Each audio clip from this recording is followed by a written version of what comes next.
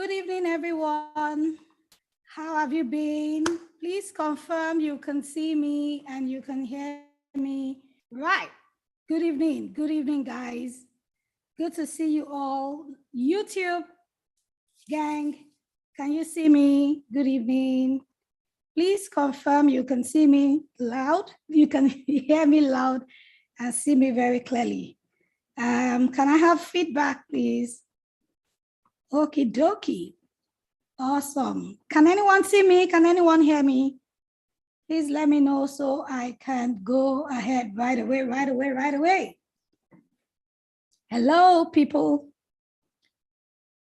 Please confirm you can see me tonight. Awesome. You can see me, you can hear me. Thank you. Good evening, everyone. Glad to be here. Okay, so I didn't realize my sound was off, but I'm glad that it is back on.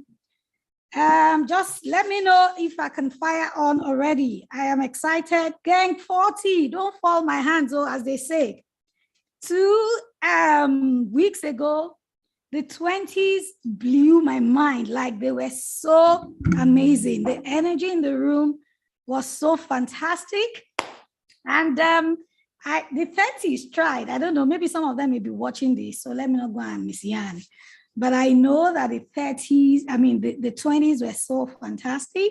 And I know that tonight, those in their 40s, we in our 40s will do an amazing job tonight, learning from one another. So tell me in the comments where you're watching from. Please let me know, where are you watching this from? I am in Lagos, Nigeria. Tell me. Yes, I see some people in the comments. Sharon, Abiodun, Ngbechi, Odukoya, Oluwaseun, Abiodun. So hit me. Where are you watching this from? Yay. Tell me where you're watching from. Okay, we're ready tonight. Tell me also what you would like to learn today. What are some of your expectations? Please tell your friend, any of your friends who is in their 40s, let them know we have started. Jane, I see you from Enugu. Oh my God. Nkechika from Yenagoa. I love it. Omolola from Stevage. Ibi Fajolu from Lagos. Ngbechi from Ibadan. Right. Victorious from Olaya, Kano. Wow. Oh, so from Kano, sorry. Seed Faith from Ibadan. I love it. Keep it coming. Tell me where you're watching from, and please make sure you copy this YouTube video and share with at least one friend. At least one friend who is in their 40s. I have spent the whole week preparing for tonight. The live energy, the energy in the live chat is always very fantastic. The replay wouldn't do justice to that energy. So I am going to play my video one more time. I'm going to give you just 2 minutes. Share with your friends. And I am going to be right back. I am going to be sharing my video once again. Please go and call all your friends, wherever they may be, and let them know we are here for them. Please go for it.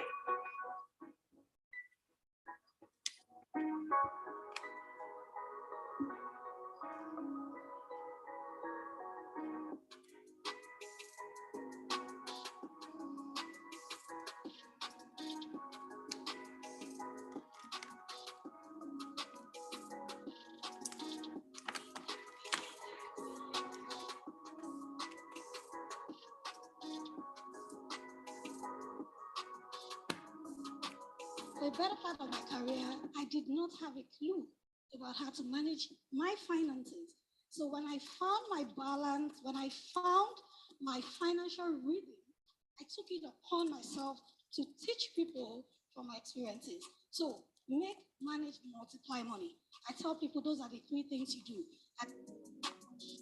What's the biggest myth or misconception of savings? I'm not making enough. Yeah, that's what I hear all the time.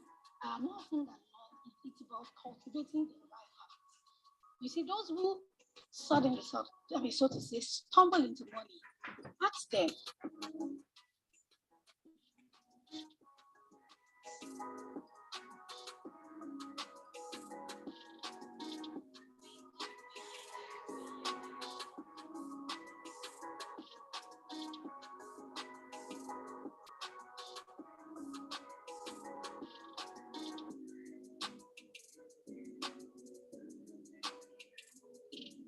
Awesome. Good to be back.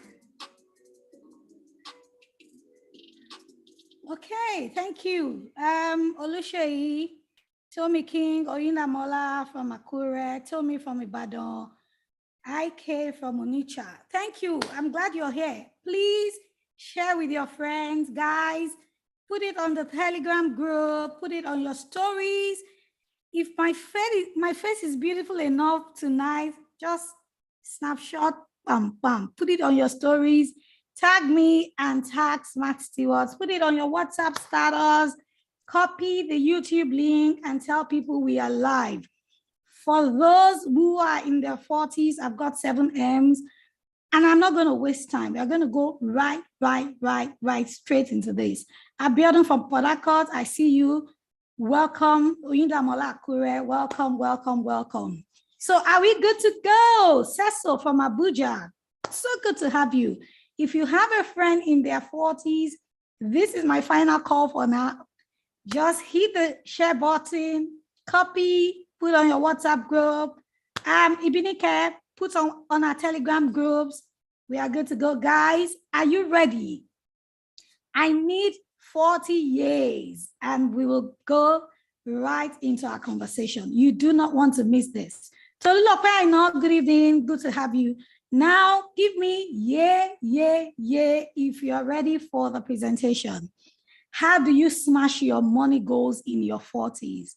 So we have dealt with those in their 20s. I even gave them a worksheet. We have spoken to people in their 30s, and they're doing, I mean, last week I had tons and loads of messages. I know, because I am in my early 40s, I'm really passionate about you guys. And that's why I want you to just tell your friends, Now give me yeah, and let's go on. Let's go right into this session, which I have titled Smashing Your Goals in Your 40s. Smashing your goals in your 40s. And I'm going to be sharing about 7 M's or 8 M's. You will find them totally amazing. Now, here's the thing. I sent out an email earlier today, and, it just occurred to me that there's this pressure that comes, around the 40s, like, especially these days where technology has revolutionized a lot of things. Technology has changed a whole lot of things. Right from the comfort of your home, you may be streaming live and people are watching from all over the world. There seems to be a lot of younger influencers. I mean, I work with people in their 20s and they just call you by the name, first name basis. The pressure, so many things are happening around the world for good, in my opinion. And it's so easy to fall into the trap of how I wish I could do some of these things, or how I wish I could have done some of these things when I was younger. Believe you me, some of the things that we have right now, some of the technological advancements were not there when we were younger. So I am in my early 40s. I guess some people are in their mid 40s. Some people would probably be even in their late 40s. Now, some of the things that we are seeing now, some of the things that people in their 20s have access to when we were much younger, we didn't have them. We didn't experience them. So there's that likelihood of, feeling left behind and thinking that, I don't know, is it not too late? So that was the reason that I sent the email earlier on today saying, guys, ladies, as they say, the day the eyes of your understanding open is the day your own financial freedom journey starts. So I do not want you to feel left behind. I do not want you to feel inundated by what is happening around the world. Technology has come to change our lives. Technology has changed the future of money. Things are going to get better without saying otherwise from here. There's still going to be, we're still going to witness a lot of technological advancements. So rather than feeling left behind, rather than feeling sorry for yourself that you haven't done so much, I think you should be grateful to be witnessing some of these things. My mom would have been happy, she was a secretary all her life. When she resigned, computer was not a popular thing. Imagine, when she resigned as a secretary many years ago, they were still using the manual typewriter. So I am telling you, ladies and gentlemen, that we are witnessing this technological advancement, that you can use your laptop, you can use your smartphone, you can use so many things. Just shows you that you are so privileged. And you can use apps also on your phone. You can budget on your phone. You can buy fractional shares on your phone. You can do so many things. We are so blessed. So I am starting on this note because I don't want anybody to feel like I'm in my 40s. Can anything good still come out of Nazareth?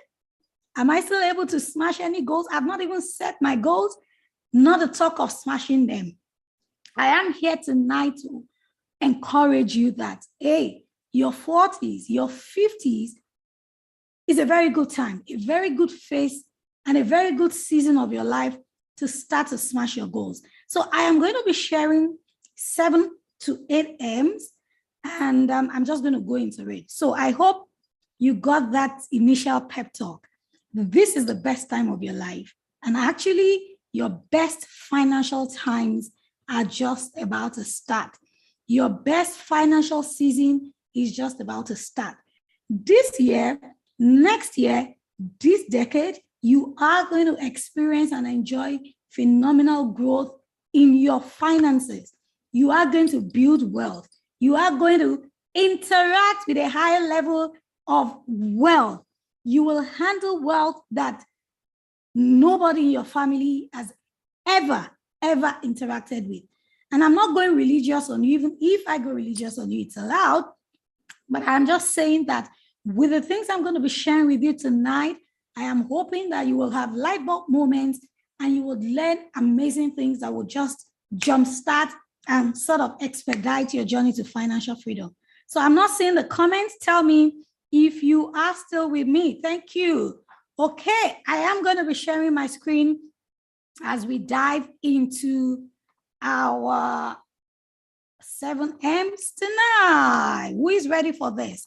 Now, these are the 7 M's. Let me start my slideshow from current slide. These are the 7 M's. Confirm you can see them as well. These are the 7 M's.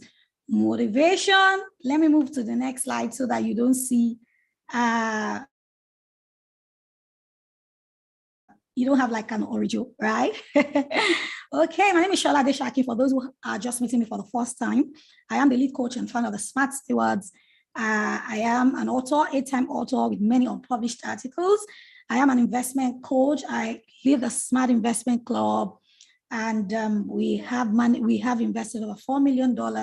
I mean, this is even still, right? And I'm a personal and business finance coach. I just thought to do that intros, right? As we go into this conversation today, I want you to know that your financial success is your responsibility. Let that sink in. Your financial success is your responsibility. Now, many things could have happened to you in your 20s. Many things could have happened in your 30s, now in your 40s, mid-40s, early 40s, late 40s. You're still blaming what your parents did or did not do. Or maybe you're still blaming your spouse, you're still blaming Nigeria. I know a lot of people, especially those who are in Nigeria, are still blaming Nigeria. Some people in the US are still blaming Donald Trump. Some people in the UK are still blaming Margaret Thatcher. Stop it. Your financial success is your responsibility. And trust me, when you take control, when you take responsibility for your financial journey, things start to get better. Stop blaming people. Stop it. Stop blaming others. Stop blaming the government. If you have listened to me long enough, you will hear me. I bet you would have heard me say that there are 3 economies that should be of concern to you. Your personal economy, and those would encompass things that are within your control. Your personal economy literally talks about how you make money, how you manage, and how you multiply it.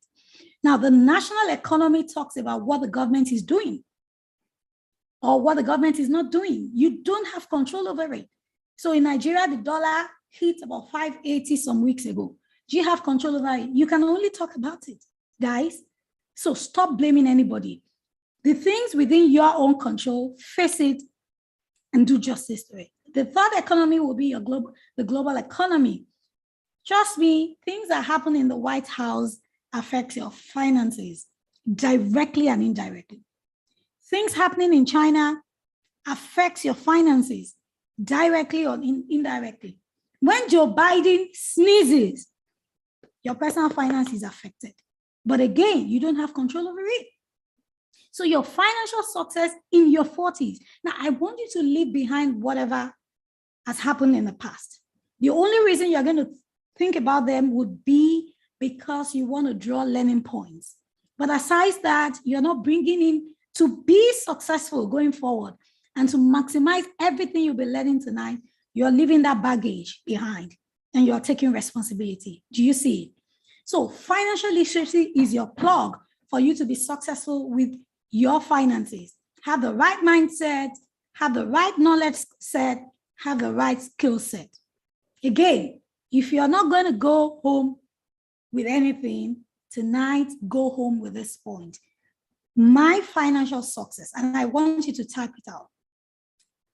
I want you to type it out. Let me see. I need you to see my face as I'm saying it. I want you to type this out. My financial success is my responsibility. Can you type it out? My financial success is my responsibility. I need you to type that out in the comments. I am looking at YouTube. I am not seeing the comments. Say it loud and clear. My financial success is my responsibility. Nobody's responsibility. Say it. Shola, your financial success is your responsibility. Not the government, not the White House. It is my responsibility, and I'm going to take responsibility. My financial success is thank you. I see the comments. And I'm right now going to go into our 7 M's because I want us to move really, really, really, really, really fast. Okay. I am going through my slides and I am just skipping. Sorry, excuse me. I'm just skipping the things that I really do not need. Thank you, guys. Thank you. My financial success is my. Oh, I see my friend Olupua. I see you. I see you. Nice to have you here. So let's go into our 7 M's, and I'm just going to go fast. I want us to be done within the hour. Okay, so let me share my screen again, and then we talk about the first. Where are you now? The first M. Remember, I said I would be sharing 7 M's with you. And the first M is, guys, we are in our 40s. What is your money motivation? I know you have made mistakes in the past, right? I know that you have lost money in the past. I have lost money in the past. I tell people my very first investment was a Ponzi scheme investment. A friend of mine told me and said, oh, Shola, I'm doing this stuff. If you give them 300,000 naira, this was about 14 or 15 years ago, they would give you 900,000 within 2 weeks or so. So I called a big sister of mine in the UK. We put funds together and it was about 1.4 million. And we put it in this scheme. Now, a few days just before we were meant to harvest our investment, everything scattered. I remember going to their office, there were a lot of people, and the only thing I had in my hands were the payment slips, deposit slips. And I look at myself these days, I'm like, can I ever fall victim of those schemes again? No way. Because right now, you know what? I have got money goals. Every money that comes into my mind, I'm channeling it aright. Now, the first M is, guys, what is your money motivation? What is your money motivation? And let me tell you, we all have different money motivations. Some people want comfort in life. It's okay. We are not here to say this one is better than that one, right? No. Your motivation may be comfort. I just want money to give me comfort. I just want to be comfortable in everything I do. Some people's money motivation might be philanthropy. I have a younger brother who is into charity and all of that. If he's not feeding widows, he's cooking for people. If he's not cooking for people, he's doing food bank. He's totally consumed by the love or with the love of helping people. That's his own motivation. So any money that comes is like, we have to do food bank. We have to buy this. We have to buy that. Some people's money motivation might be, I want to give my children the best life that I did not enjoy. Everybody's money motivation is valid. Now we are in our 40s. What is your money motivation? Why really, really, really, really do you want to build wealth? For whatever reason. If you're free enough, if you want to be free enough with us, you can share. What is your money motivation? We all have different reasons for wanting to build wealth. We have different reasons for wanting to be wealthy or wanting to be rich. Some people would say, I just want to travel the world. I just want money to give me flexibility.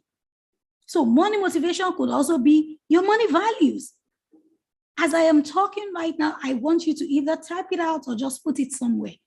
I've been saying I want more money, but why do I want more money? Shola, why do you want to be rich? Some people might just say, I want to be rich so that I can be rich. I am known and I'll be known to be rich. I tell you this for free. Some people want to be rich so that they can impress the world because they grew up, in a very humble background, or they have come from a humble background, and they want to show their village people that, hey, God has answered my prayers. That may be some people's money motivation.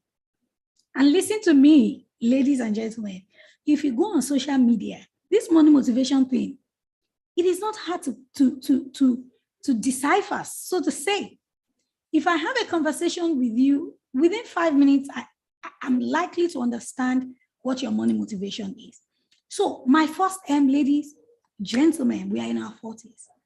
We've got about, give or take, 25 active years. I mean, depending on where you fall on the 40s ladder. If you're in your early 40s, maybe you've got about 20 more years to walk and to amass wealth. So my question is, what is your money motivation? I need somebody to tell me in the comments. What is your money motivation? Tell me. And I'm going to go into my next slide. Yes. Philanthropy, money motivation. Money motivation. Tell me. Seed Faith says freedom from money worries. Beautiful. Freedom. Some people want financial freedom. Some people want financial security. And you know what? I have met people who have said, I don't really want to be rich like that. I just want to be quite comfortable. I want to be able to travel whenever. I want to just I just want to live a very decent life. That's good. All right, thank you. So I am just going to go a bit faster from here. Money motivation, financial freedom. Go ahead, please. Keep it coming, and I'm going to go into my next slide. Okay, just 1 minute. Just 1 minute. Money motivation.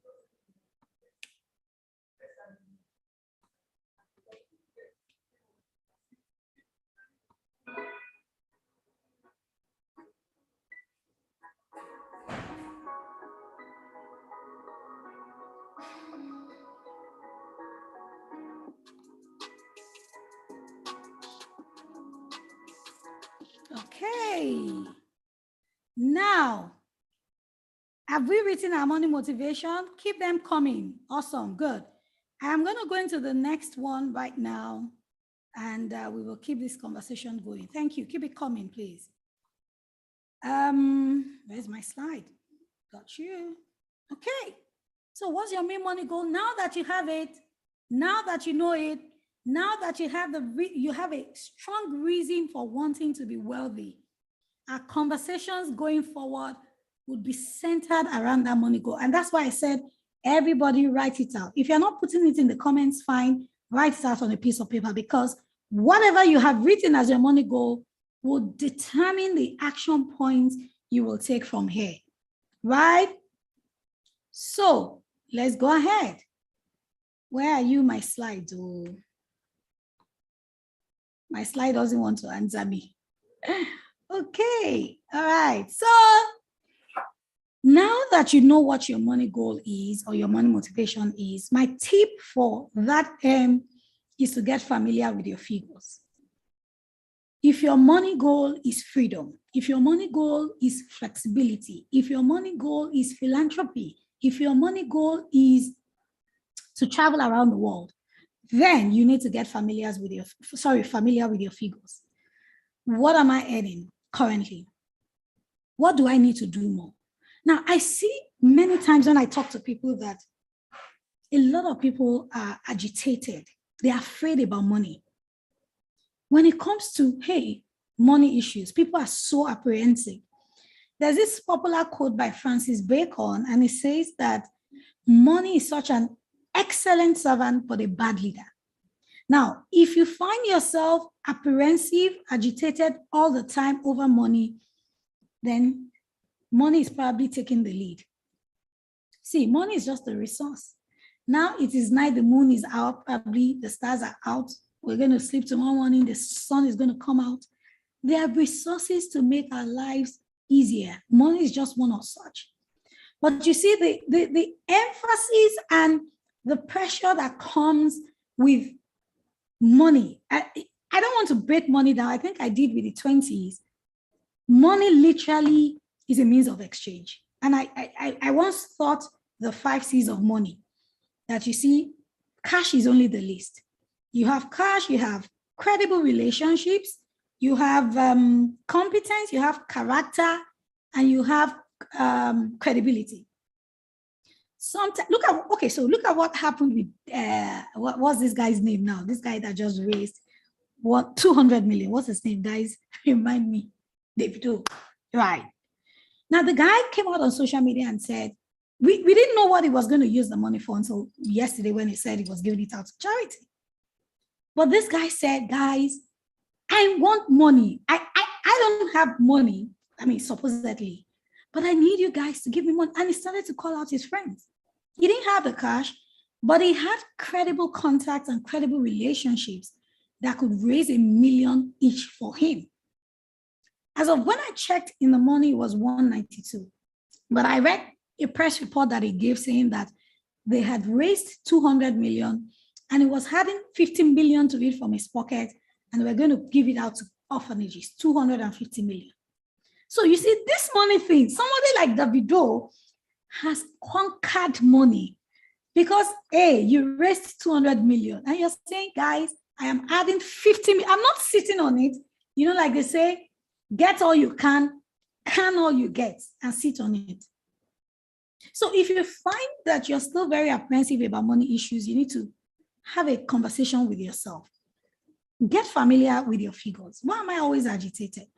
Is it an issue of not making enough? Is it an issue of not planning enough? Why do I have more month than money? You know, some people have more month than money. You collect your salary 1 week after, you still have 3 weeks where your money is finished. How do I move from having more money than my month? Get familiar with your figures. And I'm just going to, just go through this, this slide that you see. This is what I teach, the 50-30-20 rule modified. And I'll tell you why I call it modified. Now, some people teach 50-30-20, spend 50% of your money on your necessities, 30% on your wants, things you like, and 20% on your savings. But I teach the modified one, and I say, spend 50% on your necessities, spend 30% on your saving and investments rather, and spend 20% on your wants.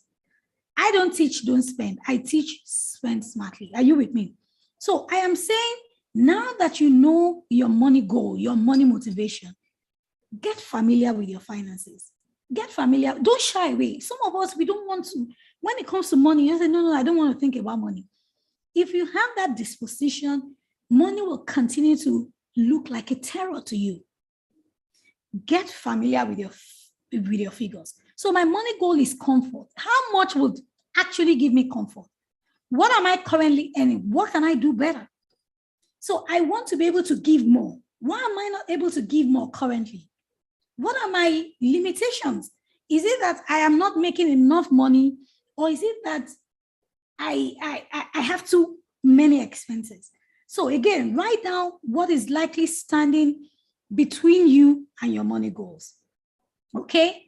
And then I am moving on to my next P. I'm going to come back to this later. Now, here are a few common regrets that people have. You know, from research, from surveys, people have these regrets usually in their 40s. Now, the regrets for people in their 20s are different from those in their 30s. These ones for those in their 40s sort of ring a bell. Truly, what are some of the regrets you're currently having or you have had in the course of hitting 40? Some people said they regretted staying on a job too long, maybe in a particular role or maybe with a particular company. Some people felt they wasted time doing just so many relevant things. Some people felt they didn't make out time to take care of their body. Some people said they were waiting to save and invest, and they were waiting for better days, better income. Some people said they didn't take on more risks. Some people said they didn't allow their inner child play as much as they would have loved. Some people said they didn't stop to enjoy the moment. Some people said they didn't stay in touch with their childhood friends. Some people said they didn't learn another language. These are from people in their 40s. But again, like I said, when we started, we are putting this aside. Now that we know our money motivation, now that we are committing to getting familiar with our figures, we are moving on from here. I can tell you 10 millionaires, multi-billionaires around the world who started life for real in their 40s. President Obama comes to mind. When did he become president? When did he act? You know, I was reading something, I think it was written by Michelle Obama. When President Obama was going to start out with his presidential aspiration and all of that, he was earning only about 25% of what Michelle was earning, right? Now, so many other multi-billionaires around the world that started to make real wealth, build wealth in their 40s. So I want you again to leave those regrets behind. I feel like saying this over and over again. Regrets won't move you forward. Drop it. We have ascertained that our financial success is our responsibility. And we're moving forward. And we have established our motivation. Are you still with me? I move on to my next M. Now that we know our motivation, now that we are committing to knowing our figures, budgeting, writing down our money transactions, actually sitting down with our finances, looking ourselves eyeball to eyeball to say, oh girl, guy, whatever pet name you are going to give your money. Some people call money different things. We all know what it is. Kudi, ego, owo. Like, what else do they call money? I can't remember now. Interact. Calm down. You cannot run me mad. You can't just give me, you can't pressurize me money. Talk to money like money has ears. The second thing is, in your 40s, seek to diversify your income. Actually, in your 20s, 30s, 40s, 50s, at any point in time. Let me tell you, cash flow is a lifeline for living an amazing life. Cash flow is a lifeline for investing. Cash flow is a lifeline for achieving your money goals. So again, you see why I said you need to sit and interact with your money goals, with your finances. You can't say you want to build wealth and you are not interacting with this thing. No. And then you need more money to really, really live that kind of life you want to live. And that's why I'm here tonight. Please feel free in the comments to share with us ideas that resonate with what you're learning. Now, I see some people who would say, I'm not financially savvy. I'm not a figures person. And I'm like, really? The richest people in the world would not tell you they are not financially savvy. Why is it that the metrics of the world would be the richest man, his net worth today is Elon Musk, Jeff Bezos, Bill Gates, 10 richest men, 10 richest women? What? The world uses metrics to ascertain who is the richest or not. Those guys, I'm sure they don't sleep. Like, oh, what's his net worth as of today? And for those who are watching this who don't know the meaning of net worth simply means that the difference between what you own and what you owe. What you own and what you owe. Okay? So you cannot want to build wealth and say, I don't like figures. You must like figures. If you didn't like figures in your 20s, you didn't like figures in your 30s, in your 40s, you must like figures because you must interact. You are closer than retirement than you were to when you were in secondary school. Some of us have a lot of responsibilities, family, nuclear family, immediate family. So you must interact. Some of us have children. Your children are becoming teenagers already. So, and you're still saying, I don't like figures. It is figures that will send them to school, darling. It is figures that will give you your desired lifestyle.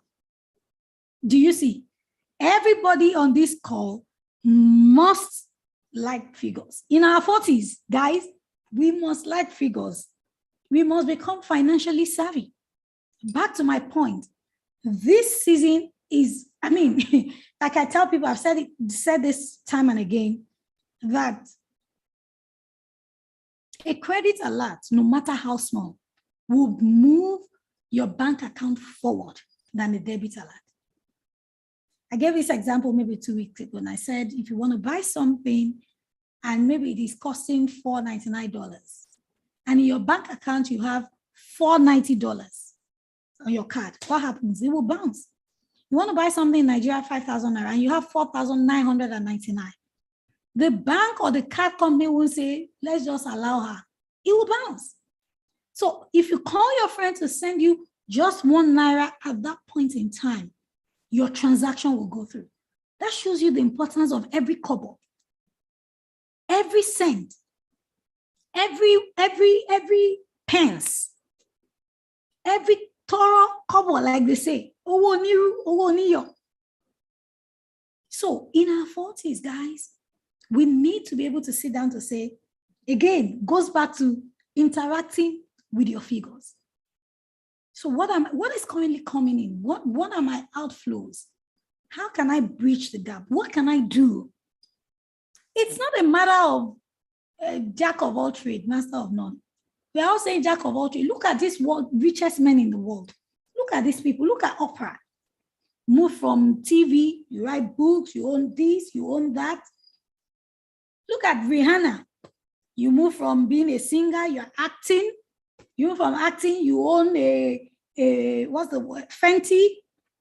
Okay, I think they do lingerie, and then there's a makeup line. And here in Nigeria and Africa, we say, yeah, they say I should not do too many things. Come on. We need to sit down to say, guys, how many sources of income do I currently have? By now, you know that I love the cash flow quadrant by Robert Kiyosaki. It says you can earn money as an employee, a self-employed, a business owner, an investor. Up until 4 years ago, I used to have about 12 sources of income. Like, I was doing so many things. These days, I still do them, but indirectly. I tell people owning a business or having a business is not a function of having a brick and mortar structure. No. Business is a coalition of systems. Let me see. Bloom Readers, I don't know, maybe it's a library. Maybe they have a library or they have a book club. In Smart Stewards, what do? Financial literacy. We combine efforts. We combine resources. We form a partnership. That's a business because we are leveraging each other's time and resources. So when we talk about business, we're not saying go and open a shop or go and, we're just saying leverage other people's time, resources. Again, I'll go back to the richest people in the world. That's what they do. Leverage people's time, leverage people's resources, work with people, work together to achieve your goals. So the question is, what can you add to what you currently do without hurting yourself, without stressing yourself as much? I have done many videos on multiple sources of income. I don't even feel like going deeper into it. But again, read that cash flow quadrant by Robert Kiyosaki. What can I do in addition? Money must come in. Yes, Chinedu, thank you. Business is not physical, it's conceptual, it's here. So I can collaborate with somebody in the UK, collaborate with somebody in Australia. You have the time, right? I have the contact. Pull forces together. And the world has become a very small global community. Pull resources together. We do business together. Do you see? You have access. I have resources. We collaborate. That's business. Nobody cares about whether you own a structure or not. Yeah, for some due diligence reasons, people might come around to say what's happening. We want to see where you are. But business largely happens these days virtually. Guys, retirement. I'm not trying to pressure you or trying to inundate or threaten you. But again, we are closer to hanging our boots and we don't want to walk into retirement. Now that we have energy and strength, look around you. As we are talking, introduce yourself in the comments. This is what I do, guys. Patronize me.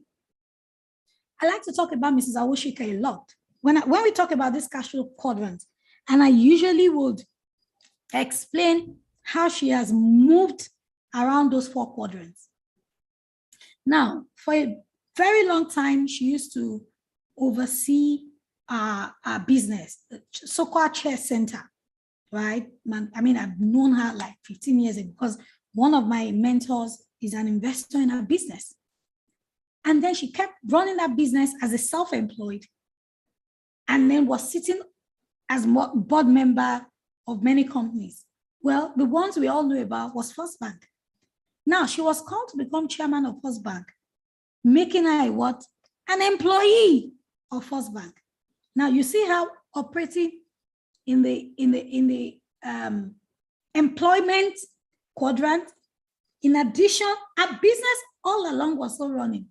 Because when she left First Bank, when that thing happened, she went back to her business. Okay? But that business started out as, you know, she loved to do what she was working with a company and then she pulled out, started her own thing. So we move on into business. It was because she had set structures and systems in place was why when First Bank said, come and be going, she had a business to go back to. Because even when she was in First Bank, maybe for about 3 to 4 years, arguably so, people were running the business. So business is about, again, systems. If you're not there, does your business run? If you're not there and everything comes to comatose, you're not running a business, or you are you're a self-employed person. Like every Saturday, makeup artist that carries her bag. When she's not feeling fine, no money. Do you see? Mrs. Awoshika had something in place. So when she went to First Bank, her business was still actively running. When she came back, the business was still actively running. And then in the final quadrant as an investor, I know her up close one-on-one sort of, and I know she's an intense investor. So talking about multiple sources of income, ladies, how can we intensify our cash flow? Like I said, cash flow is the lifeline of wealth. Cash flow is the lifeline of business. As you are thinking about listening to me, what are some of the things you can add to what you currently do? So do I want to dust my certifications? In last week's video, I talked about the 4 diamonds. I don't want to talk about it today. Do I want to pick up a business, a talent that I used to monetize before? Do I want to pick it up? Now, I'm a chartered accountant. I qualified 21 years ago. But everybody knows that my passion these days is what? Personal finance. But I pay heavily in subscriptions. I'm qualified in 3 continents. Fellow of ICANN, fellow of ACCA, CPA Canada. I have another professional qualification in the US. When it's time to pay subscription, I'm like, gosh, and I'm not really practice accounting. So I cannot really drop accounting like that. So I worked out a system. I have a partnership with someone. We have a small team. She does all the technical job. I bring in the people. That's business. Do you see? Because I must not leave money on the table. We are securing the bag. I love to write. I have monetized my writing skills. I have written 8 books, published books. I'm just giving you examples, right? What are some of those things that you can do right now? Coaching, consulting, online courses. Like I used to say, I love to say, some people, you're a people person. People gravitate towards you. And you're like a solution provider. When they need anything, you are the go-to person. And then you are connecting vendor to buyer. And they're always laughing.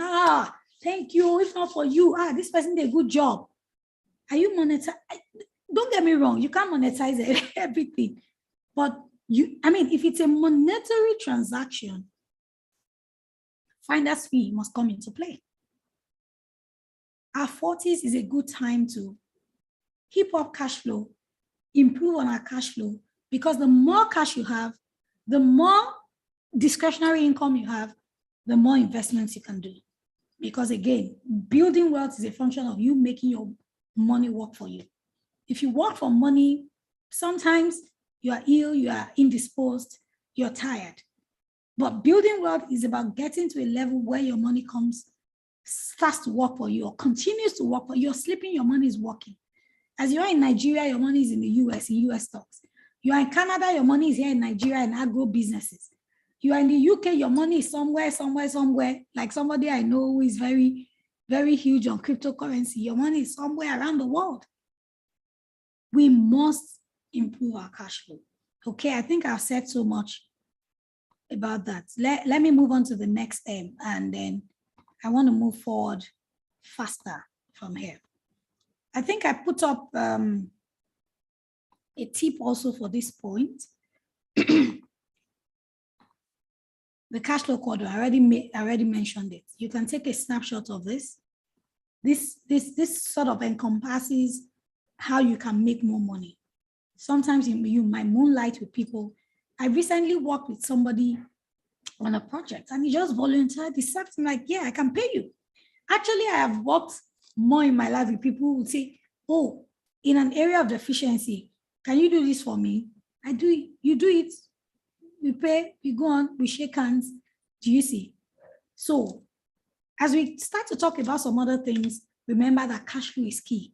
And this is such a good time. This is such a, see, forget it that I'm in my 40s. Will they employ me? Some of us need to do what we need to leave what we're currently doing and go back into employment. You know, around the world, especially in Nigeria, Africa, there's this neighbor, this person is employed. Looking down on people who are self-employed or business owners, we say, they're just wasting their time. It's because they don't have, they're lazy people. And then those who are entrepreneurs also would look down on people who are gainfully employed and would say, they are just slaving away their time. They are slaving away their time. Do you see? So these are things that you can do. I mean, in the comments, ask questions. I'll come back to it or somebody else can answer for me. The third thing, it's not enough to make money. I spoke at an event earlier today, and we're talking about now this company helps people make more money. It's a multi-level marketing company. I don't want to go into details. And in the past, when people ask me about multi-level marketing businesses, I would say, I don't know. I read a book by Donald Trump and Robert Kiyosaki, in which Robert Kiyosaki was now explaining how multi-level marketing is a business structure. Valid points. Like, why not? So I was there and we're all saying, we're making money, we're making money, we're making money. Now, again, if you have followed me for long, you would know that it's not enough to make money. There are people who are making more. Rashidi Yakini, that story really, really touches me. And I know people on this call should know a bit about him. The 20s maybe didn't know as much, but those on this call, guys especially, guys, are you there? Rashidi Yakini was the person that scored our first goal at the World Cup for Nigeria. Guy was making money, was playing for Victoria Setúbal in Portugal, and all of those things. That guy died about 5 or 6 years ago, very unhappy, depressed in Ibadan.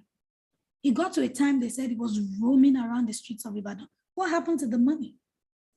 If you cannot manage your money, you are not likely to build wealth, or you're not likely to build or sustain your wealth building momentum. A lot of us, I'm sorry, I'm going to be a bit hard. I was like that before. We don't plan our finances. We spend so impulsively. And all the time you justify yourself like, maybe I'm making money. I'm the one making it. I'm the one spending. If I die today, what happens? All of those things that we say. You don't have savings. You don't have investment, yet you'll be justifying what is not justifiable. In our 40s, those things that we were doing in our 20s, our 30s, we can't do them again, ladies, guys. We can't do them again. You can't just still say, I don't care. Life is once, so YOLO, you only live once. Already in the budget, whatever, I said, apportion some good amount for taking care of yourself. Splurge, it's fine. 20% of your income, you can use it to splurge on yourself. But again, it is not all the time you're splurging. Sometimes 10%, sometimes no percent because you have a goal. How do you manage your money? Plan it, budgeting. Save it, put it aside. Do a job if you have to do a job. Join an investment club if you have to join an investment. Have accountability partners if you have to have accountability partners. But you can't just say that I want to build wealth, I have a money motivation, and there's no decorum.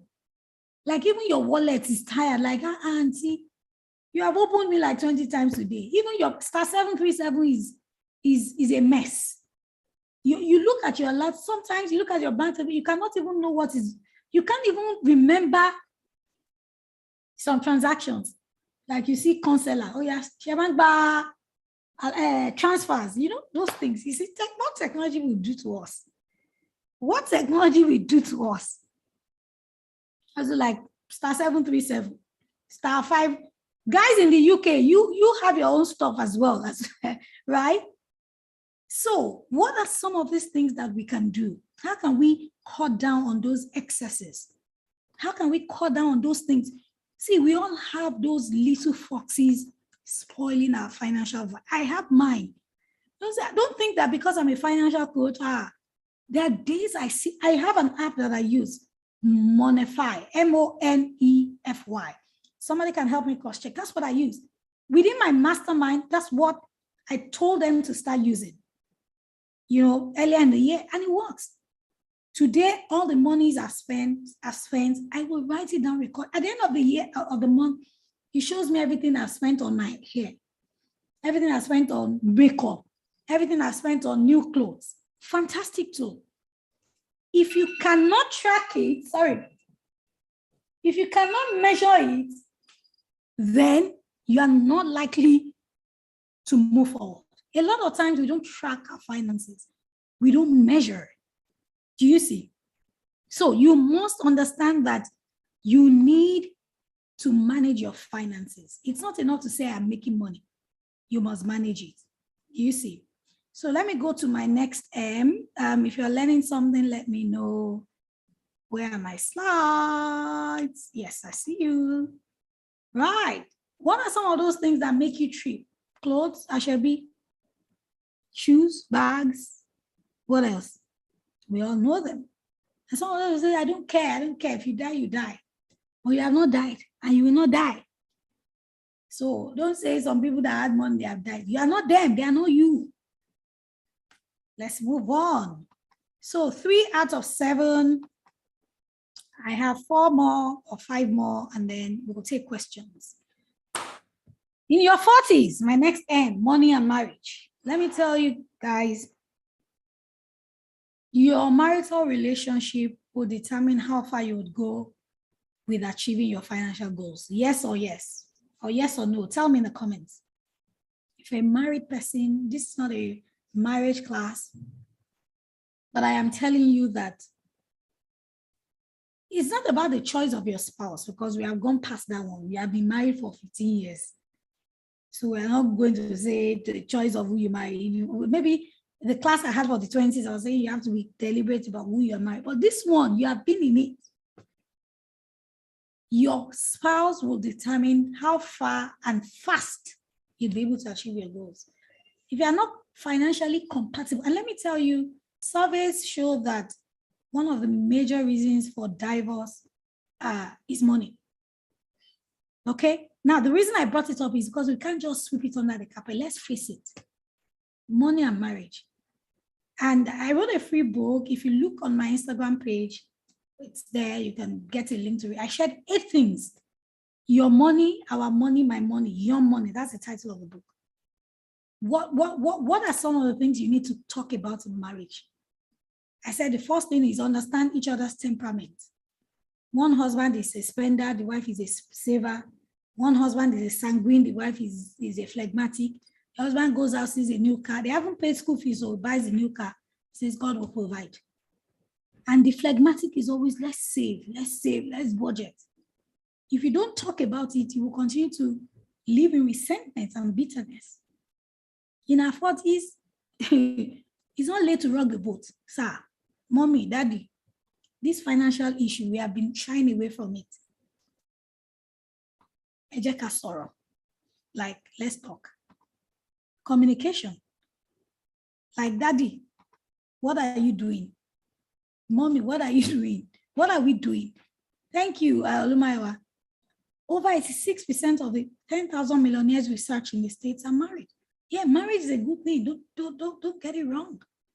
But we must talk about money in marriage. We must communicate. So I was saying the 8 things that I wrote about. Understanding your spouse's temperament, communicate, have financial planning sessions together. I know for different reasons, a lot of people would say, no, we don't say eyeball to eyeball. But you see, except you are doing stuff behind him or behind her. Do you see? And then I talked about joint account versus project account. Joint account is everybody bring your money, put it together, we spend from there. Nobody sent you. If your spouse is a spendthrift, doing joint account, you just go there, everything is zero. But some people swear that it works for them, fine. But some people don't really dig the idea of joint account. So do project account. When we have a project, contribute. It's not that difficult. But what I'm saying, without going so deep into this point, is please have conversations. Please communicate with your spouse. Please talk about money. Talk about the children.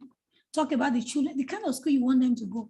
And if you think your spouse will not hear, God will help you, but if possible, communicate. You see. Let me move on to the next point. Next slide.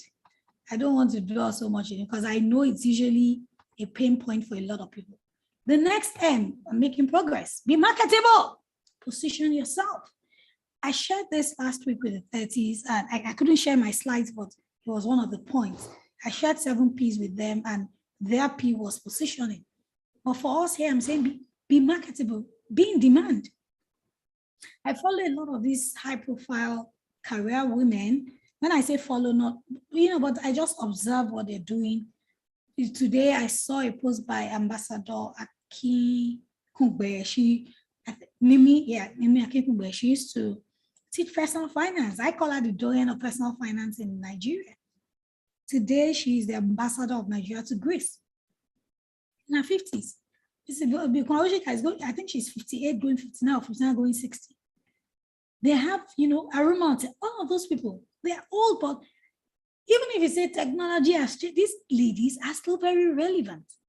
Recently, Bukwanoshika and Aruma Ote, Mrs. Bukwanoshika and Mr. Aruma Ote, they were appointed to a G7 committee recently. Be marketable, be in demand. Age is not a barrier.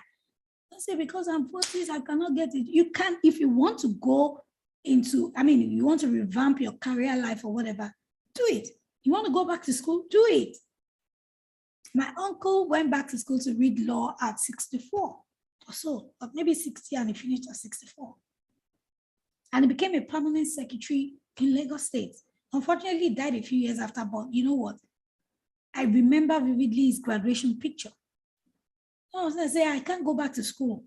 I can't do this, If you want your financial freedom journey to be sweet, see, I don't know, your value goes up in a commensurate manner with your self-improvement. Self-improvement and value cannot, they're like rice, white on rice. In marketable, this is like a chart that shows, I looked at it and like, really, really, truly, some vehicles, some companies have positioned themselves as low quality, high price. Infinity, I don't know, if you buy me an Infinity, I will thank you, but and the price is high. Some are low quality, low price. That's who they want to be known as. Some are high price, high quality. The BMW, the Audi, the Mercedes. And some are low price, high quality. It's a branding thing. You decide how you want to be known. But if you want your cash flow to improve, you must remain marketable and be in demand. You must continue to be in demand. This year, I have done, and I'm not kidding you, over 4 or 5 international courses that will come with certification. I got into a training and someone was saying, but you're supposed to be a facilitator. I said, facilitator that won't give, facilitation that won't give me access. This one will give me access. Let me be a student and have access. Do you see? Be marketable, keep learning, keep improving yourself. Let me go to the next slide. Mitigate financial risks. And I'm going to stay a bit on this one and then 2 more and we're done. There are 4 types of financial risks. And in our 40s, they become more profound. Income risk. What does that mean? The risk of losing a job. The risk of investment failing. Oh, no, that's an asset risk. Income risk. The risk of not being able to work again. God forbid, I know, but what if you are unable to work or physically go to work today or from tomorrow again? It won't happen. But things happen, truly. How do you mitigate financial risk? Income financial risk. Multiple sources of income. You already said it. How do you mitigate asset financial risk? Like you do an investment and then it is failing or it is delaying, you are not receiving your returns. Don't put all your eggs in the same basket. Don't put all your investments in one investment class. We're going to talk about that soon. Mitigate financial risk. How do you mitigate financial risk with your expenses? Have an emergency fund. Things happen. Your children could just develop, temperature.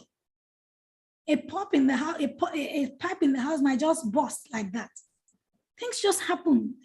Emergencies. You own a car, you have a potential risk at hand. I remember one day I was driving on 3rd Mainland Bridge and my car stopped. Fairly new, nothing was wrong. I got a towing vehicle. I think they towed it. I can't remember how. I fixed it.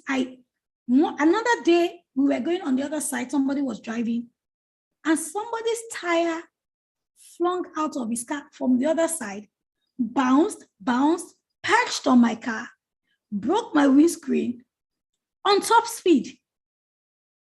Mitigate expenses. If I didn't have an emergency fund, how would I have? And the tire, is it the person on the other side of 3rd Mainland Bridge you want to go and stop to say, come and repair my car? But overseas, it's a lot easier because you just exchange insurance, whatever, contact, and you're gone, but not in Nigeria. Mitigate financial risks. Liability risks too. You have a house, you have a property, it is not insured, you are playing with fire. In our 40s, again, the whole essence of this is we cannot do things the way we used to do them when we're younger. See, it doesn't really matter. Insurance should be very dear to us. Anything insurable, insure. Insure the future. I was going to talk about being more intentional about your pension. Please, there are financial risks, and a 20-year-old can take some risks, lose money and all of those things, and still bounce back. We are in our 40s. We can still bounce back, but we must be strategic and intentional in our financial endeavors, in our decision-making process, and the people we relate with and the things we do. And that takes me to the next point, which is mastery of relationships. This is a time, if you don't want to feel lonely when you're older, master relationships. Have people around you. Yeah, have people around you. Be intentional about your relationships. See, these things that I am saying are the same. I remember when I was talking about the 20s, I shared T's. I shared 70s, and I said, guys, you need the right tribe. Last week it was P's, and I talked about people. Today it's about gaining mastery. See, being intentional with your relationship, the dynamics are different. In our 20s, she's not talking to me again. Whoa, let her go. Oh, see the way she looked at me. Well, let her go. I'm not doing it again. Now, in your 40s, there are people that are very instrumental to you. They will offend you. Your closest friends will annoy you. You can't dump relationships in your 40s like you used to do when you were in your 20s. This is a time to be more deliberate, to be more intentional. Again, I bring us back to the Davido story. Davido, is it Davido or Davido? I bring us back. Credible relationships. If you need to raise money today, like raise or borrow for something really, really important, can you look into your list and say, this person will help? Let's even leave money. You need to do some things, and you need somebody to come through for you. You need a contact. You need a gatekeeper. You need somebody to put in a word. Gone are those days when you say God will do it. These days, God uses people. I wanted to get into a particular program. And I knew this program was really competitive. Let me share some of the things I do. I said, I don't know what the computer would use to, what was it now, to shortlist. It might be my age, maybe I'm too old. It might be that my qualifications are too many, but I know that I am overqualified. So I applied, and I told a friend, I said, lady, I know you know this people. I've applied. I know you are so, like, you have a say. If possible, I'd like to get in. And she said, no, you should be a facilitator, not a student. I'm like, no, I don't want to be a facilitator. I want to get, and she said, you are overqualified. She put in a word. When I got into that program, they said over 5,000 people applied. And they chose only 250 people. 10 years ago, I would be paying, God, let them choose me. I'm not saying go and be bribing or go and be, what's the word now? There's this word you'll be using, long leg, short leg. If you're not qualified, don't apply. Don't tell anybody. Don't ask for favors. What I'm saying is that there are gatekeepers everywhere. There are people who could put in a word for you. I've done it twice this year. Over the same thing, the lady said, they called me to come and facilitate, actually. And I said, what did you call the program? Cherry Blair. Cherry Blair Foundation's program that I wanted to get into some years ago, that they didn't shortlist me. You see how life is. Lobbying, thank you. I wanted to get into that program a few years ago. They didn't shortlist me. Now, this year, they came around to ask me to facilitate. I'm like, gosh. I said, leave facilitation. See, I wanted to get into this program. I'm not facilitating anything. Get me into it. I need it on my CV. And lady said, are you sure, Shola, your learning appetite is so insane? I said, I don't care. And she said, apply. And I applied. And I got into it. Credible contacts, the power of people, the power of the right connections. In our 40s, guys, the people that are in your life, some of us have friends that we have been rolling with 10 years, 15 years, 20 years. Keep them close, except you feel that this person's role in my life. But we can't be doing dump and pick and dump anything.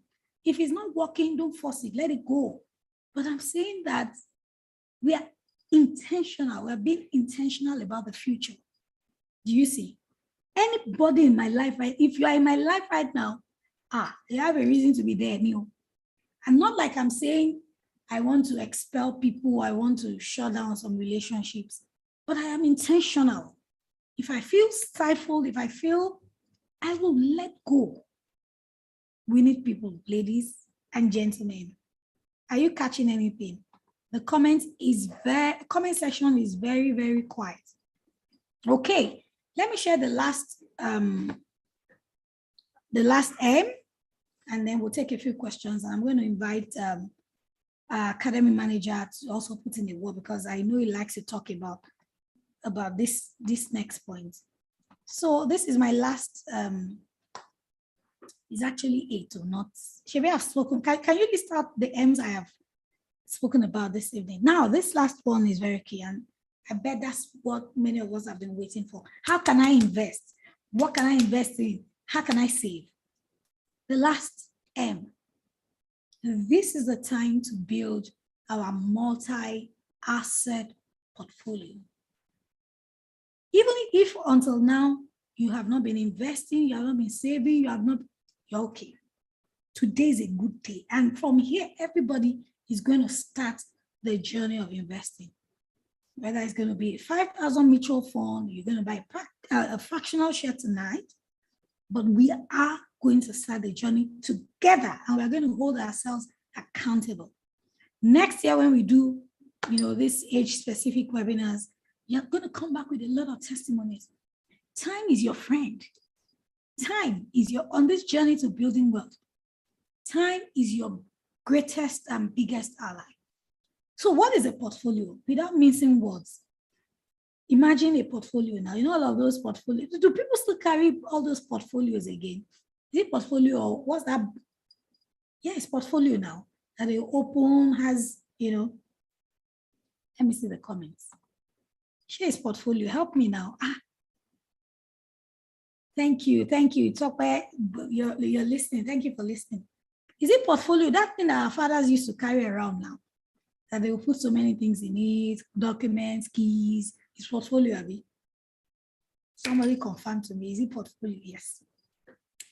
Now, when we talk about investing, that's what it means. That, like, you have a bouquet of briefcase. Thank you. Okay, briefcase. Thank you. Yeah, briefcase. Okay. When we talk about investing, when we talk about portfolio, literally, we're just saying have a diverse array of assets. Now, assets sometimes are used interchangeably with investments. In accounting, we define assets as anything that has the potential of returning economic value to you now and in the future. Example, if I buy shares, portmanteau, thank you, it would return economic value to me. If I buy mutual funds, it will return economic value to me in the future. Recently, I was teaching someone, I said, is bag an investment? Some people say yes. If you buy designer bag, maybe you return economic value because you can sell it secondhand. Asset is anything that has the potential of returning economic value. So we are saying have a portfolio like a briefcase, open it up. Start to pick things that would return economic value to you, diverse things. Like a pizza pie. I use pizza as an example. Some of them have, those six slices. But saying, going forward, it's not just about investing. I'm going to show you a couple of asset classes or investment classes, things that you can do, things that you can put your money in. Do you see? This is the time. And remember that point. Let me go back to it. I said, this is the time to build a multi-asset portfolio. It is not enough to say, but I'm saving, I have money in mutual funds.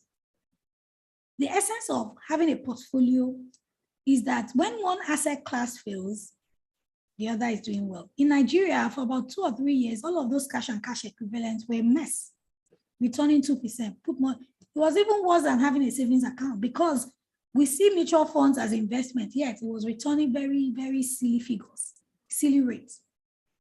So we're saying move things around, have a portfolio, diverse kinds of assets. And when we talk about investment, we're not saying have 1 million before you start. If it is 5,000, if it is 2,000, you see, just start. I tell people, if you are starting your investment with 5,000, you are qualified to be called an investor, as I am. Jeff Bezos is an investor, I am an investor. Warren Buffett is an investor, I'm an investor. Because they find the word investor now. Anybody that sends their money, literally puts their money to work. So if it is $1, $2, keep building the muscles. That's what investment is. And I'm saying don't just invest blindly.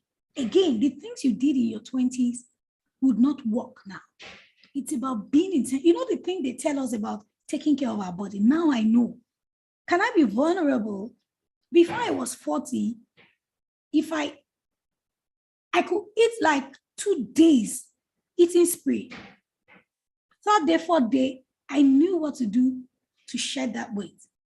I don't know if it is, I don't believe it is, but these days, I find it harder shedding weight. I'm not eating more. I try to exercise, but I just realized it takes me longer. It takes me, and I'm like, what is happening? You know the thing they say about if you're in your 40s, things you should do, some of those things, because our biological clock is indeed ticking. The same way with our finances, with our investments, we must be intentional. Don't let one 15-year-old, 20-year-old say, yeah, but that's what I do. Sit down. You must be intentional. So let me go on to the meat of the conversation. How can I build my wealth? Tips, and then I'll show us asset classes and we can take questions. One thing I wanted to mention along the line, you know, as we started was, you must also be intentional about retirement in your 40s. It might be 20 years away, but I know somebody who is always saying, Coach, 5 years, this is what I want to do. I love it because I'm like, yes, you're thinking. You're thinking. My first son is 14. We know that in the next 2 years, he's going to uni. We're not going to wait till then. Okay, the next one. You're thinking like retirement. What are we putting down for these children? Because again, we must realize it is not about us. Whether you have dependents, children, immediate children, siblings, or whoever that looks up to you. We must start to think, and this is a time to also take our retirement planning more seriously. In one of our courses as Smart Stewards, we called it the Fit to Fly financial plan. And we talked about the 6 important elements of financial planning: cash flow management and budgeting, number 1, investment planning, retirement planning, estate planning, like when I'm gone, this is what should happen with my property. Then tax planning overseas. Those who live overseas, especially wealthy people, understand. I mean, recently I shared a tweet with people in my mastermind, and somebody was saying the rich people don't pay as much taxes. Even in Nigeria, people plan their taxes as business owners. It's not tax evasion. They call it tax planning. In financial planning, there's a concept called tax planning. How you can manage your expenses in such a way that your taxes are very minimal, not minimal, but they're planned, sort of. Then we have the last one, risk management. Okay, but the reason I mentioned those 6 elements of financial planning was because I wanted to talk about retirement planning.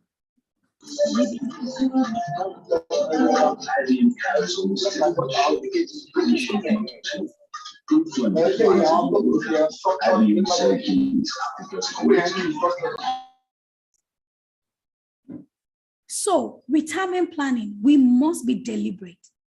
We must be deliberate about planning for the future, planning for the children. Now, let me share asset classes, then I will call on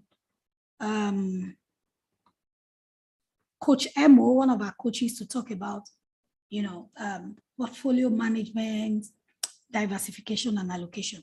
Understand the power of compounding. When you invest, you are sending your money to work. Depending on the asset class, you're saying, go here, go here, go here.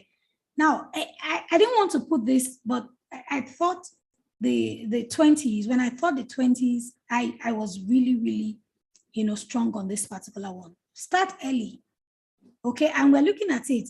If you look at the graph on my screen, the person that started at 25 and stopped investing or saving at some point, shot above, the figure the person had shot above what somebody that started later and even invested more. If you can see my screen. Scott started saving at 18 and he stopped at 26. James started saving at 26 and he was even investing a higher amount. Scott still had more. Something interesting happened today. I got a text message from my pension company. And they said, Shola, do you realize that you have earned so amount, 8 digits actually? Am I right? I will maybe 7, moving close to 8 digits as interest, only interest on your pension. And I've not been serious with it since I started business. The power of compounding. And I opened that pension account maybe 15 years ago. I'm like, so what if I had been more serious about it? But the power of compounding, is not for this one. Rule of 72, I'm going to skip on this because of time. Now, let me talk about the asset classes and then. So if you're in your 40s, what can you invest in? These are general asset classes for everybody. Equities. If you have followed me long enough, you know that I am very big on global equities, buying fractionally. If you can do 1,000, if you can do 10,000, but if you can do $10, $20, start buying the good shares. Technology sector, do your own research. Find out what shares can I buy. And when we talk about investing, we are not saying put money in today. In 2 days' time, be asking what's happening. I'll be using stick inside your pot of to say, hey, which one is shaky? Which one? Leave your investment, let it breathe. So equities is an asset class where you buy stocks. You can buy stocks individually. You can buy stocks as index funds. You can buy stocks as mutual funds. You can buy ETFs.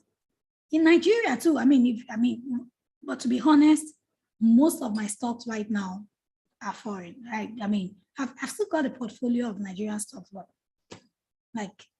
we've got to hedge against currency risks. Some of those things I bought when dollar was less than 100.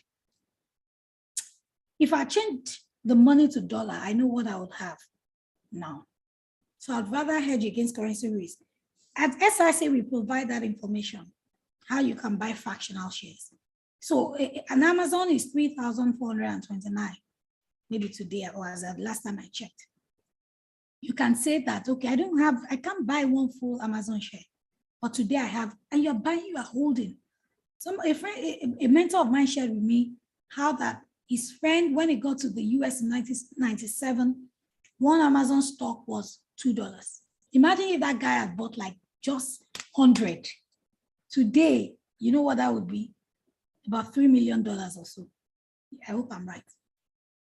Cash and cash equivalents, money market mutual funds. These are just for starter. If you're just starting, these are things you can consider. Mutual funds rates have rallied. You can consider them, not savings, forget savings.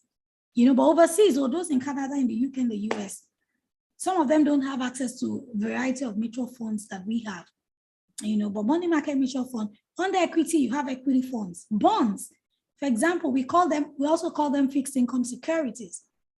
You have corporate bonds, government bonds, you have euro bonds. Again, I am big on dollar denominated or foreign denominated funds. You have treasury bills, you have treasury certificates. Those won't come under bonds. Excuse me, please.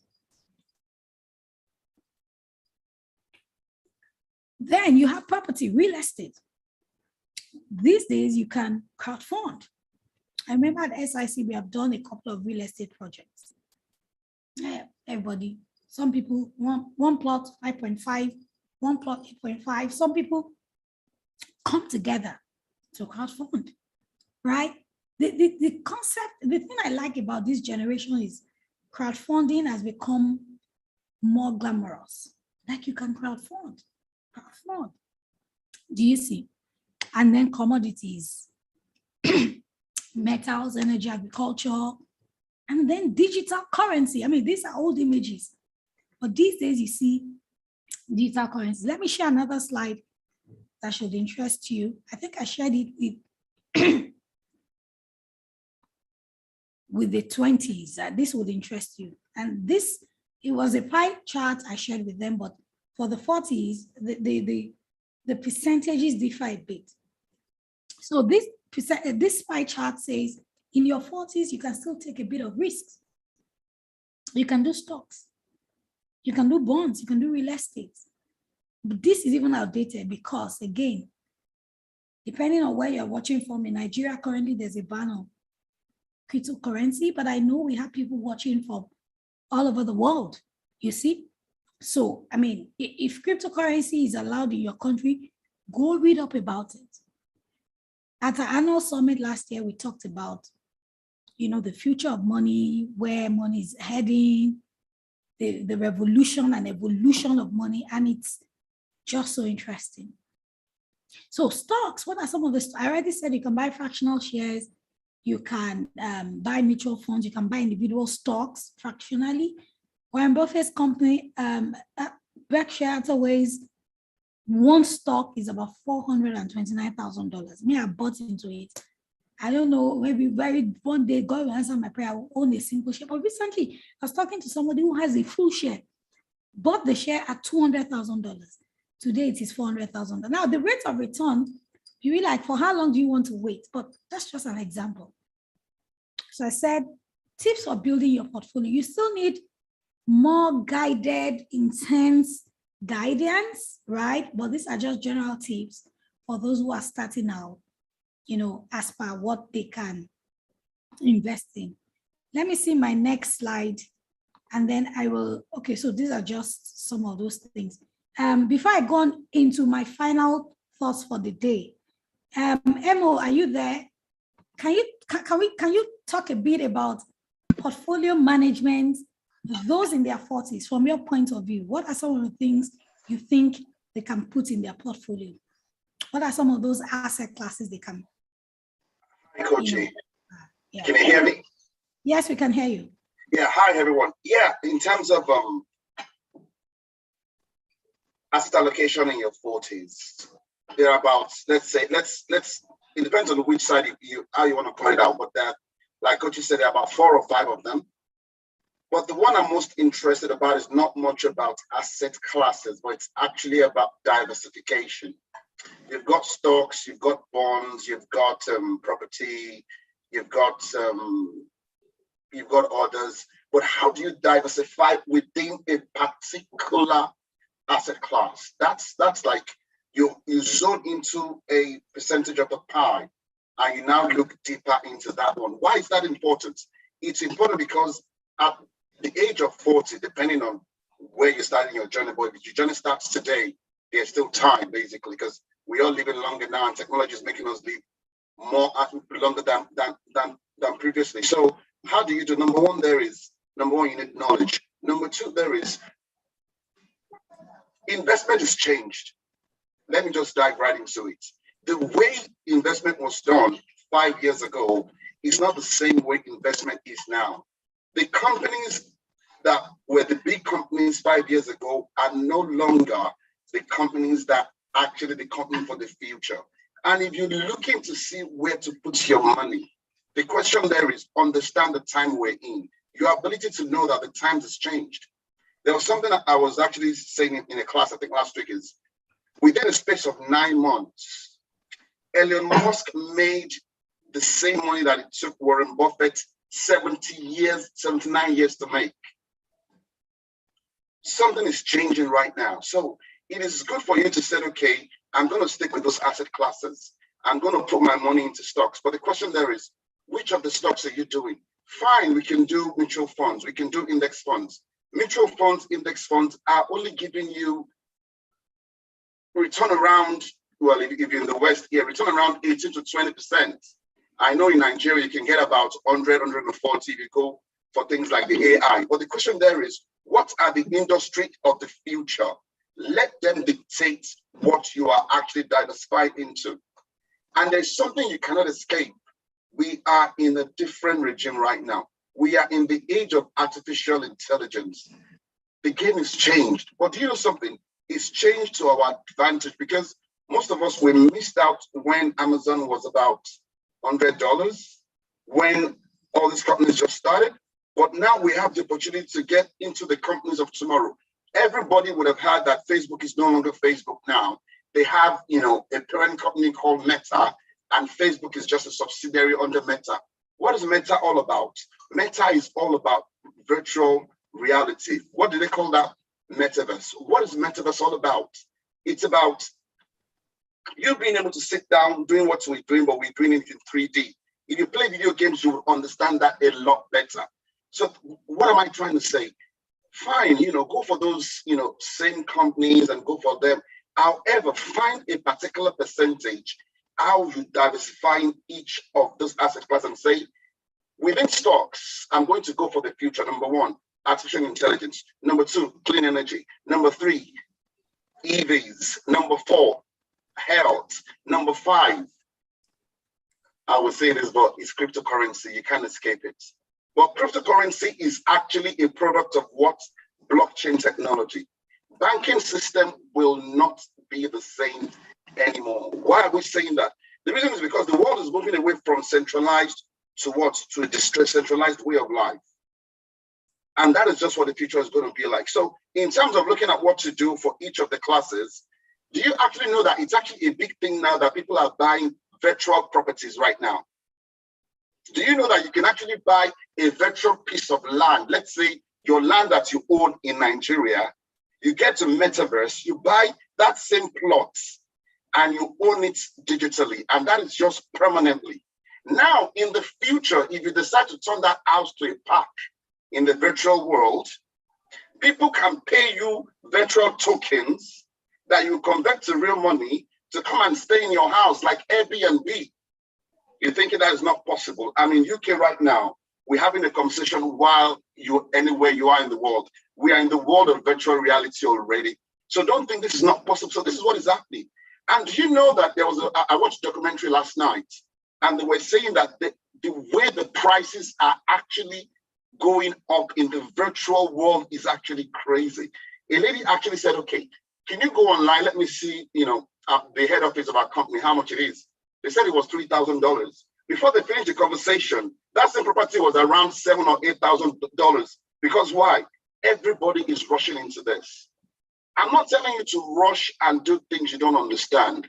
What I'm telling you there is acquire knowledge required for the future. Don't put your money in a particular asset class that is just giving you 18, 19, 20. Fine, we know it is safe.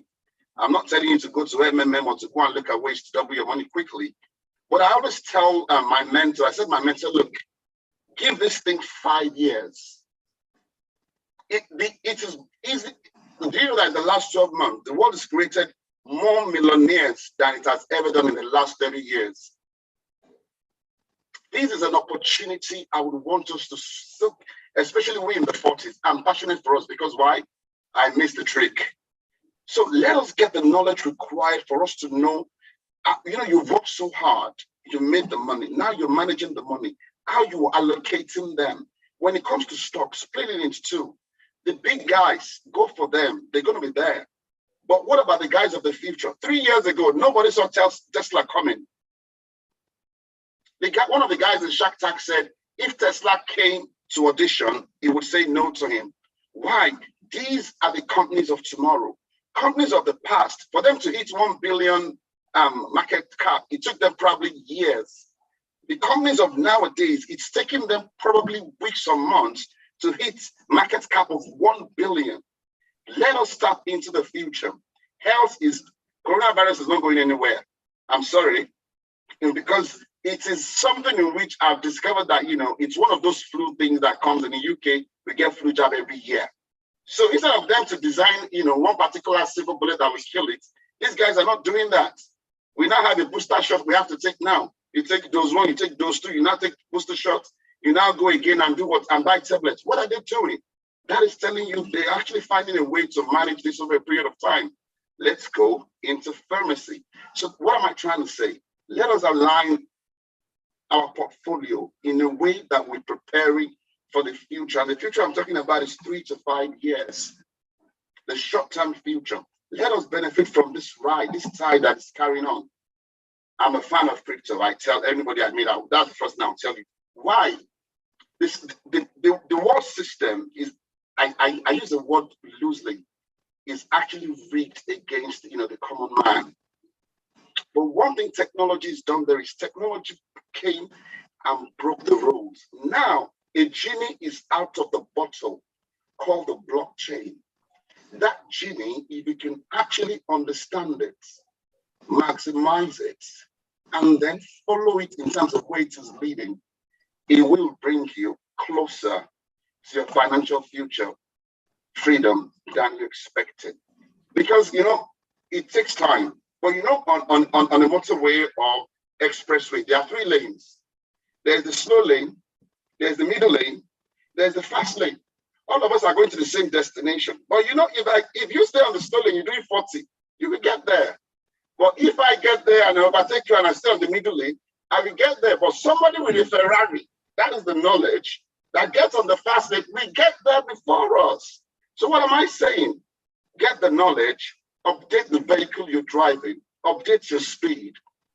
I'm not telling you to take shortcuts. It's still on the same motorway, but get there faster. So thank you very much, everyone. Coachy. Thank you. Yeah. Thank you. Thank you so much. I like what you have said. Knowledge is such a key factor. And if you remember where I started from, it's not too late to learn. It's not too late to start. My dad of late memory, before he died, I think 2 years ago or 3, he went on and on about how technology is changing the world. He was so happy to still be alive. He joined Facebook. One day I just saw Emo Lukoku. He's now following you on Instagram. I'm like, I had to call him, Daddy, what exactly are you looking for? And then he's still here and I could show him fractional shares because he was very key on Ashola dividend, on paying dividend, my clinical. I wish he was still here. Now, that was an 80-year-old man who was so interested in what technology had to offer. And I tell you, I've told my dad's story many times, how he started his business and became a multi-millionaire in his late 50s. So guys, like I said in my email of this morning, it is never too late. Recently, I was decluttering and I saw some investment brochures that somebody gave me about 15 years ago. They were dollar-denominated investments. Whatever happened, then maybe dollar was maybe 60 or 70. Now, imagine if I just put my money in some of them. But no regrets. Now that I know, I do better. So I believe what Coach Emo has said in essence is we must leverage technology. And even if it is not flowing personally, like, I'm not getting it, get into the right community. Get people who know, follow people who know, like bumper to bumper. Read, this crypto thing, yes, I know Nigeria has banned it, but it doesn't stop us from learning and reading and staying abreast of facts. What is happening around the world? Some of us, the only news we like are African magic. I'm sorry, I'm not dissing anyone. I'm just saying that don't say you are not interested in financial news. Don't keep flipping the channel like, what are they saying? Economic, what's my business? Whatever Buhari likes, he should do. You can't have that disposition. Yes. Go ahead. Something that I just realized. Do you know this? The e-Naira everybody's spending. Do you know it's actually built on blockchain? Yes. Yeah, it is built on blockchain now. We ban crypto, but we've gone to the same blockchain to have e-Naira. And what is enough for the wise? Thank you, Coach. I just had to put that in. E-Naira is based on crypto technology. It is on the blockchain. So Nigeria is actually operating on the blockchain. So guys, we must take this thing seriously. Again, I'm saying that it is not too late to start your financial journey. It is not too late. We must embrace these things, just go for it, and just be, our knowledge levels must be insatiable. And we must go out of our comfort zone and leave the regular behind. Money has changed. The nature of money has changed. The dynamics of money has changed. That have changed. If you're on social media, you see a lot of things that people say, you're like, gosh, like when it said multi-millionaires have been raised, like the system is rigged against you already. So thank you so much. Thank you. As always, you deliver and you give us really, really good value. Thank you, Emo. So guys, what are some of your questions? Let me share my final thoughts in 3 minutes, and then we can take questions. If you want to ask a question, no, it's too late to do that. Let me share my final slides, and then we can go home to think about some of these things. Now, somebody also shared this, another method for investing in your 40s. So the person says 100 minus your age rule is the easiest asset allocation method. It's sort of outdated because some of these things you see do not have digital currencies in them. So it says in your 30s, 100 minus 30, invest 70% in high risk returns, investment stocks, digital currencies. In your 40s, 60%, of your funds for investment should go into high risk. So even at 40, you can still do risky investments. Then the person says in your 50s, 50% should be high risk. Let me tell you, the higher the risk, the higher the return. You see, there's no share kind of returns again. And there's no investment that doesn't have that risk element. So if somebody is telling you I have lost money in investments, not once, not twice, not thrice, but we build muscles with those things. Do you see? So the question is, what are you going to do with some of these things that you have heard? I know they are by no means exhaustive, but they are things that, will just push you hopefully in the right direction and help you take action. I saw this slide a while ago and it just resonated with me. Start early and save and spend. The saving, keep investing, and then enjoy the power of compound interest. Do you see? The most important factor is you, right? Nobody's going to do it for you. And I started by saying, take responsibility. It is yours to take. We have the Smart Investment Club. I see that somebody just asked in the comments. You need a tribe, you need a community where you can learn. At the club, we've got tons and tons of past webinars. We have a course. We have a Telegram group where you can ask questions. We have webinars monthly. And I believe that you'll find them very, very useful. Now, to my final slide. Last year, last year, I created my mastermind and took in a few people. Now, what does it mean? Mastermind just simply means you're learning from one another, you're pushing one another to, sort of execute some of these things. This year, I'll be taking on just 30 people. I think the spaces are filling up really fast. For 1 full year, actually for 14 months, starting from this very November, you are in a WhatsApp group with me, right? Where all your I'm holding you within a group setting. Emo is there as well. Coach Emo is there as well. We are pushing one another to, you need to see how we dissect and how we talk about cryptocurrency and some other, investment classes within the, is close knitted, where there's group coaching. At least twice a year, you get on a one-on-one call with me. I will dissect your finances for you, help you set targets, help you achieve. We do monthly checks in where this is how I have fared this month. How can I do better? We do that. There are private investments that will never get to SIC. where every month you're collecting your returns only at the mastermind. This year, this new year, we are taking it a notch higher. I'm going to be bringing in all my friends, foreign-based, local-based.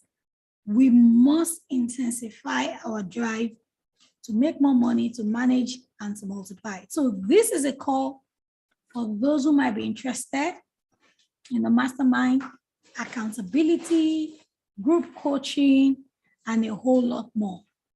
Ladies and gentlemen, I hope today you have learned one thing. Now, what one M stands out for you today? We have shared 7 to 8 M's.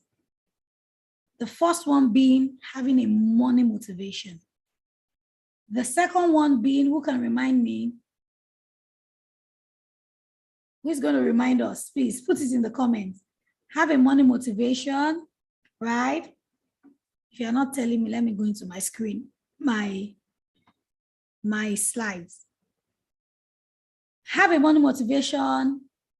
You need multiple streams of income. Improve your money management skills. Money and marriage, have conversations with your spouse or with people that matter in your life. People that have a say, people that are there, people that you need to work with.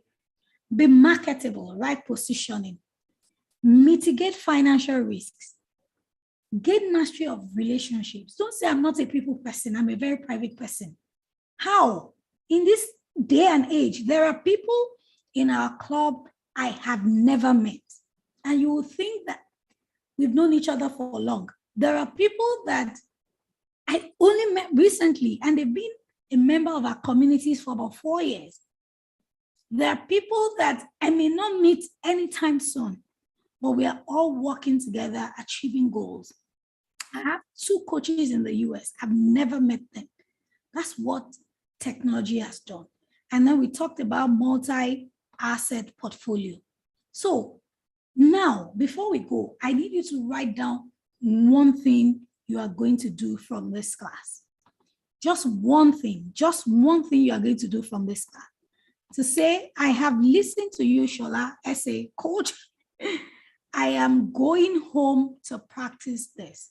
Now, I see somebody is asking about the workbook. To be honest, I still owe the 30s their workbook. It's been a very intense week for me. I am thinking of merging 30s and 40s together. I am not sure, but the conversations are slightly different. But if I can, before the end of this month, I promise you will get your 7 or 8 M's as worksheet. I think I will do the one for the 30s differently. So tell me one single thing you are going to take from here. I am sharing my mastermind group. Go and read more about it. If you have questions, you can email either info@smartstewards.com or academy@smartstewards.com.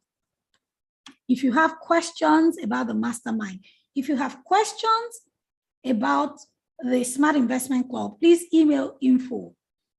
If you have questions about the mastermind, please email academy@smartstewards.com. Like I said, I am taking only 30 people. This November and December, I'm having the last round of one-on-one calls with everybody in the mastermind. Do you see? Talking with them. We started the year this way, how we're ending. We're looking at what they have done, just so many things. We call it the VIP. I mean, if you look at that link, it is there. There's so many things you will benefit from it, from being a member of it. I mean, don't think about the money because you will make more than your money if you are committed to it. And then you have access. And then we have private webinars. We have stuff that we do. So you really want to consider it. It's not just 12 months. If you join in now, you have 14 months. And the first thing we do is we're dissecting your finances. Where are you? So you're getting on a one-on-one call with me before the year starts. We are setting your goals together, right?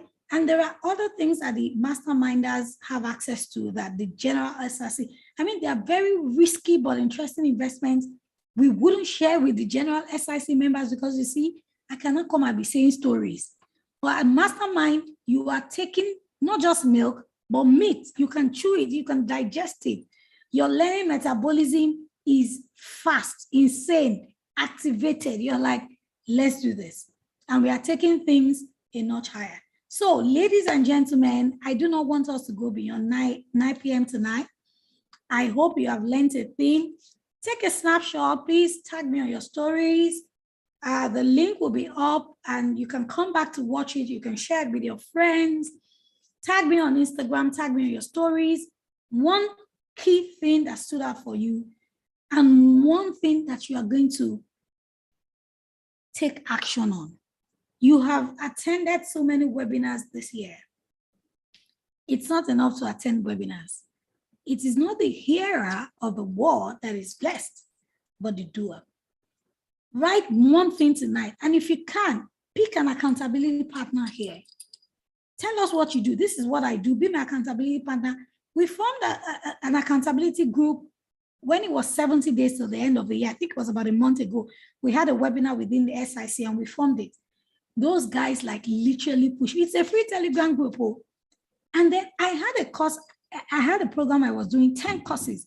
I was meant to finish it before a deadline. In my own usual, like part-time, I'm running like 5 courses. I'm reading like 4 books. I'm like, how am I going to do it? So I put it down in the group and I said, I want to finish these 10 courses. If you read the goals that those people put, the audacious goals, just a free accountability group. We are not taking in more people because we started it when it was 70 days before Christmas. I think it was 70 days was like sometime last month. And so the power of accountability also would help you. Pick somebody, be accountable to somebody. Remember where we started from was having a motivation. I want to attain freedom. I want to have so much money so that I can be flexible. I want to give my children this kind of life. This is why I want to be wealthy. I want to achieve my goals. Remember, that is the motivation. This, your flesh, will not allow you achieve those things if you do not go very, very hard on it. Because your flesh just wants to lounge. It's not compulsory. If you don't finish the course, don't finish it. If you can't attend the webinar, don't. If you can't finish the book, don't finish. That's why some of us, we have bought courses, we have done them, started reading books, done them, joined groups, you are not effective. Some people even pay. You pay and you like ditch it, like, I don't care. In your 40s, like I said, in our 40s, because I'm talking to myself as well, discipline is key. Accountability is, you have to like lock yourself into an accountability plan that will help you achieve your goals. Don't pay for programs and you don't participate. Don't pay for programs and you don't fulfill the conditions. Don't do, you could have done that in your 20s, but don't do that in your 40s. You cannot, there's no time. There's no time to check time like they say. Close your eyes, you're 55. You are 60. Is that when you want to be chasing financial freedom? I'm not saying you, I'm going to be talking to the 50s next week. And I have a different message for them. But I am saying we cannot afford to have a lackadaisical attitude about the future. If you do not have a pension plan, whether you're self-employed or whatever, go and open the pension plans now for business owners. If your employer has been putting in pension for you, ask to see the receipt, ask to see the document, be sure that they are remitting what is right. Don't leave any money on the table. Collaborate with people, talk with people, seek advice, take your personal finances and business finances more seriously and run with it. I tell you guys, when I finished school, I was 20. It looks like I had forever. Now I am 41, 42. I'm nearer to 42. I'm like, when did I do 40 again? Now, just now. And then very soon I'll realize I am 50. I don't want to be talking as much when I'm 50. I just want to be sitting down and seeing the alerts coming. When I'm 55, I just want to be traveling like, oh yeah, what island again? Yes. But it starts with what I do now. Ladies, and gentlemen, Azaria, do you have questions? Who is the go-to after paying for the mastermind? academy@smartstewards.com. Once you pay, somebody will be there. We are onboarding people from this Monday. Trust me, not more than 30 people, because I am committing myself. It is not one-on-one coaching, no. It's group coaching, but you get some of the benefits of one-on-one, because I get on 2 calls at least with you at the beginning of the year, at the end of the year. You're in a WhatsApp group where you can ask me any question, ask Emo any question, ask people there. Next year, I'm hoping that we can do some bigger things, businesses, and already the people there, I'm sure not, we have about 14 people. I don't think anybody will drop off. So maybe we have only 16 people, 16, and out of that 16 places, I know some people already paid. Ladies and gentlemen, your 40s is a time to do what? To rev up your goals. You know what? Whatever it takes. If you have to go and do courses, go and, this crypto we are talking about. Yes, you're in Nigeria, the government does not allow it. Go and learn. I am saying discipline. Please click on the link to read. You need to read. It's not just about the cost. Because, you know, sometimes there's like, what's the cost? I've seen people who have paid for a course, 7 digits since the beginning of the year. I just went to it because I've been busy, but I realized that no, Shola, you cannot but finish and apply, you know, the learnings and the wisdom in this course. So it's not just about the money. Go and read the features and be sure. So that you don't get into it and like, what are they saying? I belong to this, I belong to that. Again, you must be intentional. So please go to this link, go and read more about it. If you have been looking for ways to work with me in a closer, intimate setting, you got to pay for it. I pay for coaches. I pay much more to be coached. Guys, expertise comes by sacrifice, right? And intentionality. Okay, I hope you have learned a thing. We need to call this a day right now. Thank you. I love you. I am really committed to your financial success this year, next year, this decade. Some of you here will buy me cars. You will buy me private jets because these things, they have worked for me. They continue to work for me. They will work for you too, right? Thank you, guys. I love you. The replay is up. You can play back, watch specific sections of the program. Tag me, tag Smart Stewards on your stories. Tell me what you have learned. I love you. See you some other time. Next week will be for the 50s. When we are having this conversation this time next year, you will come back with your testimonies. Now, not like testimony time, but like testimonials, right? That would emanate or that have started to emanate from this session. God bless you. Have a great one. I love you.